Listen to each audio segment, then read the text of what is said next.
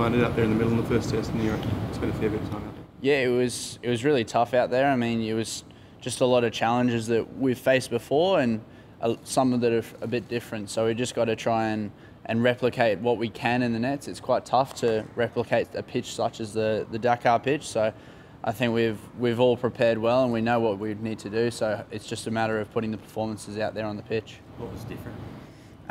Generally, the pitch in Dakar wasn't really turning as much as the Indian pitch. Some were turning, which made it quite difficult to work out which one was turning and which one was not. So you just got to try and play for the one that doesn't miss you on the inside, and if it spins past you, it spins past you. Is that the hardest pitch you played on?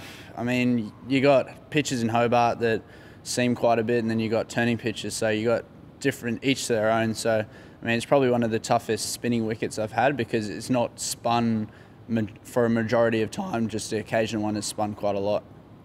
What's your technical approach facing spin? Do you have a set game plan? Yeah, I've developed it quite a bit over the last 6 months, and I think it worked quite well for me in India, and just trying to play the ball on its merits. I mean, if I get a bad ball, try and hit it for 4, but if it's on the stumps, you got to try and not get out, because it's a matter of survival out there, and just trying to bat for as long as I can. Could you take anything from the way Dave Warner approached things? I think so. I mean, you hear him talking in the media, and he talked a lot about it in the training room as well, was being light on his feet, and I think that you could see the difference from the first innings to the second innings, of how light on his feet and how easy it was for him to move out to the crease, out to the ball, and then back as far back as possible. And that's what you hear the greats talk about batting in the subcontinent, is trying to get to the ball and smother it, or get right back and play as late as you can.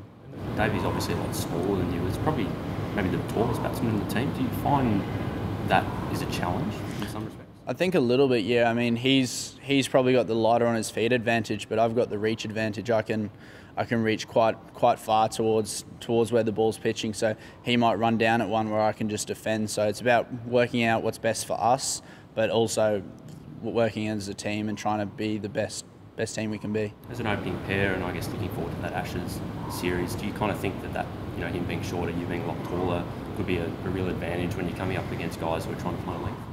I think so, yeah. I mean, you see it a lot with right-handers and left-handers, like how tough it is for bowlers to adjust their line. So I can imagine, I'm not a bowler myself, but I know that it's probably tougher to find your length, especially against someone who's as tall as me and as short as Davey. So I think it's going to be interesting, but we just got to try and focus on the next test in Chittagong. Also, what happened in Pune in India? How's the off-field stomach side of things? Yeah, it's not too bad, hopefully, touch wood. I mean, you got to try and deal with it. It's something that a lot of people have dealt with over in the subcontinent, but it's just trying to not think about it too much and not get it in your head.